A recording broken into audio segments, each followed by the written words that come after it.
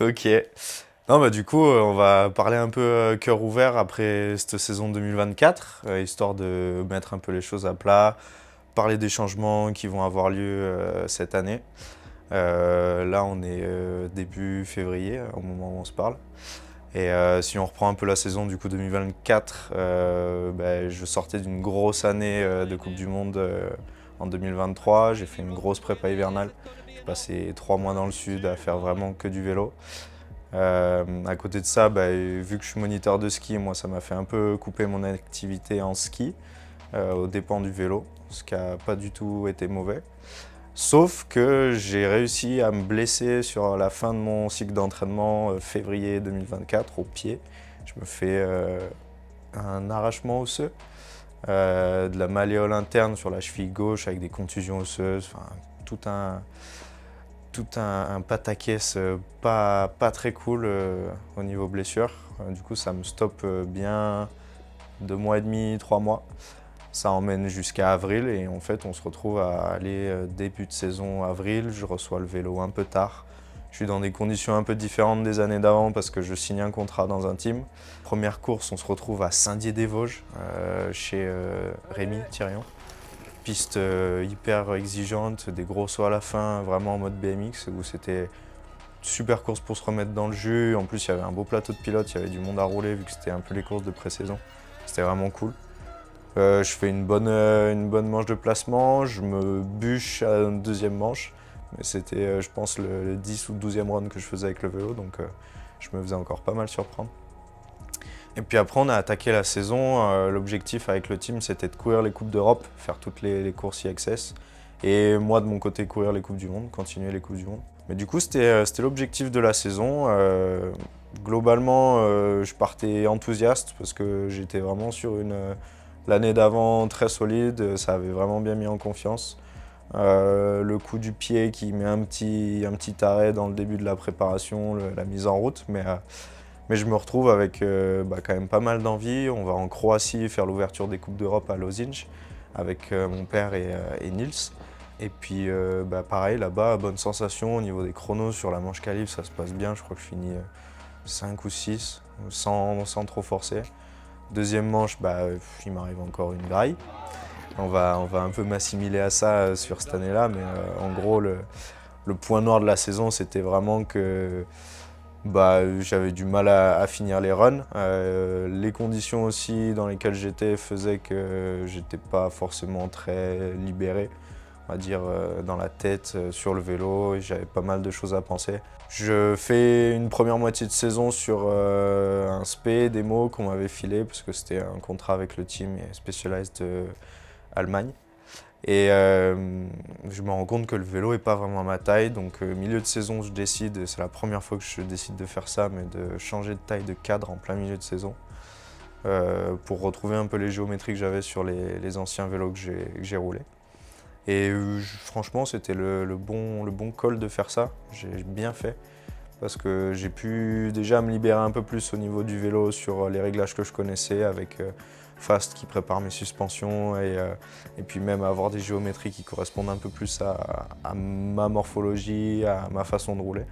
Donc ça a été un petit point libérateur là en milieu de saison où du coup je me retrouve à faire ma première course à Lens the Ride, une Coupe d'Europe, où je finis 11e en me mettant une petite glissade dans le run. Pour un run de reprise, c'était vraiment bien. Puis il y avait les Gels, la Coupe du Monde, qui enchaînait la semaine d'après ou 2 semaines après.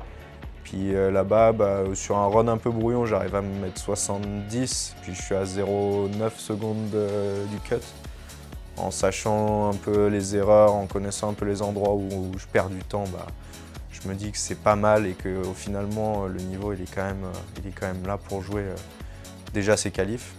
Après l'histoire des demi c'est encore une autre histoire, mais du coup ça a mis un peu de baume au cœur. J'ai pu continuer la saison comme ça. J'ai fait les championnats de France un peu plus tard dans la saison. Je rechute à ce moment-là. Du coup, un petit arrêt à cause d'une bonne douleur au dos. Et puis, on va dire que jusqu'à début septembre, j'ai pas trop touché le vélo. J'ai pris le temps de faire une pause, d'aller prendre un peu de temps en famille, etc., faire autre chose. Essayer de Enfin déjà d'avoir retrouvé un peu l'envie de faire du vélo parce qu'à un moment je me suis posé la question de si j'allais arrêter ou pas quoi, parce que quand tu enchaînes les week-ends et que ça se passe pas vraiment bien, au bout d'un moment tu te dis bon bah soit je fais une pause et je me remets vraiment en question, je vais faire autre chose, soit je coupe pour de bon. Quand je suis revenu sur le vélo en fin de saison, j'ai fait 2 bonnes courses et ça m'a déjà redonné un peu de baume au cœur. Donc je finis la saison sur des bonnes notes, on va dire. Et des notes qui te disent bon ok, je sais pourquoi je suis là, je sais pourquoi je fais du vélo. C'est quand même un plaisir avant tout, quoi. J'ai fait une course aux Ors là pour clôturer la saison sur une Coupe de France. J'ai pas pu aller à Loudainvielle. Et puis voilà, hein, globalement ça a été une saison délicate. On voit bien l'importance de l'entourage que j'ai, que ce soit sur le vélo, à côté du vélo, les partenaires qui m'aident, les budgets qu'on a pour la saison, un peu tout ce côté qui peut être libérateur ou non. Donc là, j'ai bien vu ce qui me convenait, ce qui ne me convenait pas. Il y a des choses sur lesquelles je vais repartir cette année, il y en a d'autres sur lesquelles je ne vais pas repartir. Et puis en tout cas, ça aura été une grosse année d'apprentissage. Après une grosse année de réussite, on voit que le sport de haut niveau, de toute façon, il y a des hauts, des bas. Et ce qui compte, on va dire, c'est de ne pas lâcher. Mais du coup, ouais, pour 2025, focalisation sur la Coupe d'Europe. Il y a 6 étapes cette année. Je pense que le circuit, du coup, il va s'engorger plus que les années précédentes. Il y a des années où on pouvait vraiment jouer devant dans les 5 en manquant des étapes dans l'année, etc. Là, je pense que ça ne va pas être le cas cette saison. Donc sur un objectif un peu large, moi je dirais qu'un top 10 au général de la Coupe d'Europe cette année, suivant le monde qu'il y a, c'est vraiment bien. Après j'aimerais quand même bien gagner une étape ou deux.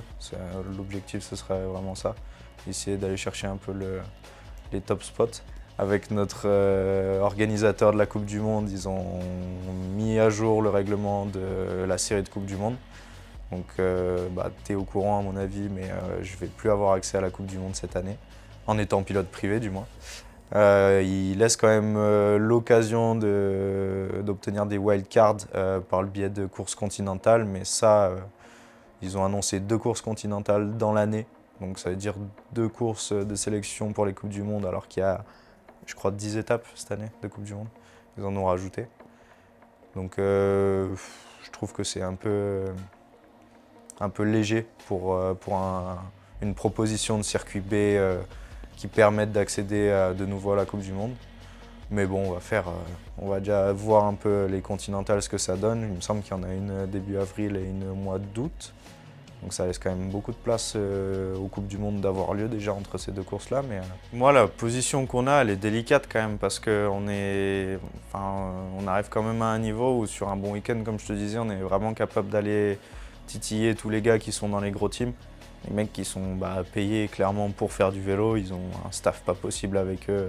Ils ont mécano, masseur, cuistot, ils sont à l'hôtel, au pied de la piste. Enfin, je t'explique même pas les week-ends qui passent, c'est vraiment confort. Donc c'est un peu frustrant de se dire qu'on va plus pouvoir se confronter directement à ces gars-là cette année. Après, dans le sens, si on prend un peu plus large par rapport au circuit B qui vont peut-être prendre un peu plus de valeur du coup, je pense qu'à terme, et du moins je suis optimiste par rapport à ça, mais que en fait, les meilleurs pilotes des circuits B se retrouvent à être payés un peu comme on va dire le top 40-60 de la Coupe du Monde jusqu'à l'an dernier. Tu vois. Il y a des pilotes qui arrivent à avoir des payes qui sont convenables pour faire une année, qui ont du staff, qui ont du matériel et puis qui peuvent se permettre de faire ça jusqu'à 28, 30, 35 ans, 42 pour les extraterrestres. Mais du coup, ouais, c'est dans ce sens-là où tu as le côté frustrant de ne pas courir avec les tops et se confronter directement avec eux.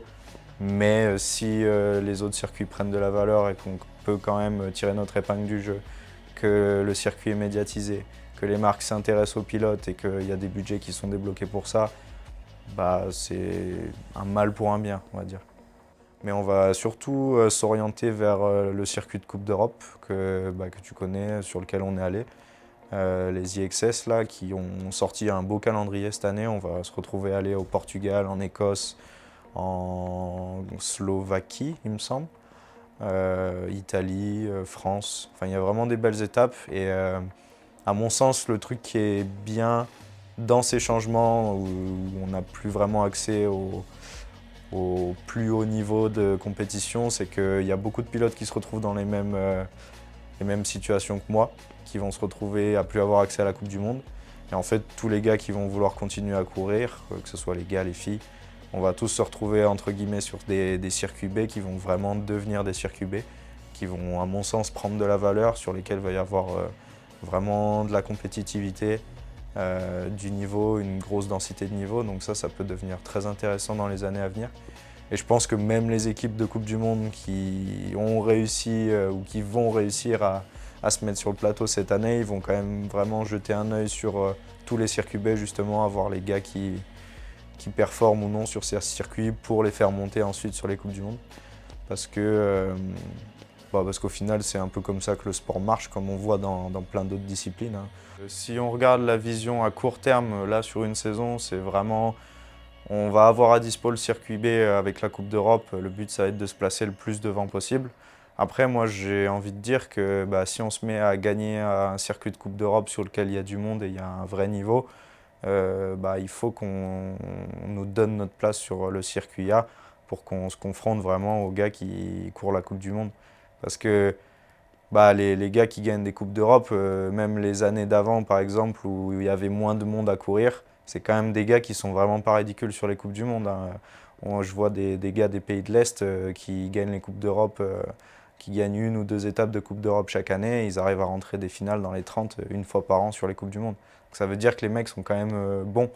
Là, c'est juste que vraiment l'accès il est coupé net pour tous ces pilotes comme ce qu'on est nous. Mais ça enlève rien du niveau réel. Et moi, je pense que à terme, à mon avis, ça se fera naturellement, mais à terme, le circuit B, les top pilotes du circuit B, ils vont monter sur le circuit A, ils vont y avoir accès, ou du moins, il va falloir que nous, on trouve des solutions pour y avoir accès. Donc oui, à terme, clairement, si j'arrive, moi, à atteindre les objectifs que je veux sur le circuit de Coupe d'Europe, après, j'ai quand même bien envie de remonter, titiller un peu les gars sur les Coupes du Monde, quoi, parce qu'il y a largement de quoi faire.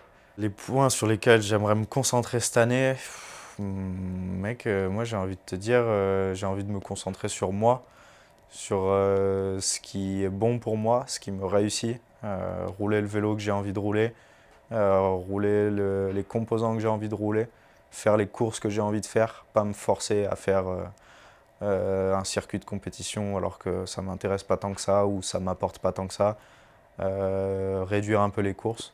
Justement, essayer de faire moins de courses, mais être plus qualitatif sur les étapes que je vais faire. Là, jusqu'à présent, je faisais des saisons à 12 ou 15 courses par an.